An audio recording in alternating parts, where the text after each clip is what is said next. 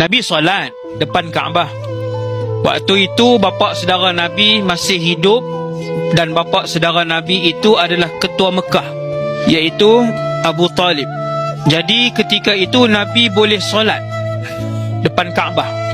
Kalau tak ada Abu Talib, dah lama mereka membunuh Rasulullah. Nabi pun semayang.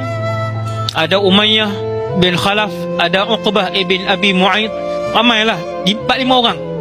Umayyah kata, siapa berani pergi buat Muhammad? Siapa berani pergi buat lelaki sundal itu? Siapa berani pergi buat lelaki? Macam-macam panggilan sebelum mereka buat. Mereka sengaja mengangkat suara memanggil Nabi dengan pelbagai panggilan. Tuan-tuan, kita yang tu pun tak lulus dah. Orang panggil kita dengan panggilan.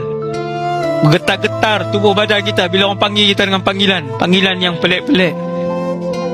Sebelum mereka menyakiti Nabi, tubuh fizikal Nabi, mereka panggil Nabi panggilan yang macam-macam. Ni yang 5 orang ni. Kemudian kata Umayyah, siapa berani pergi buat Muhammad? Kata Uqbah ibn Abi Mu'aid, aku. Dia dekati Nabi, lalu dililit leher Nabi sampai Nabi terjatuh. Dililit leher Nabi, bergasak dengan Nabi sehingga Nabi jatuh. Nabi boleh sahaja melepaskan tumbukan ke muka Uqbah ibn Abi Mu'aid.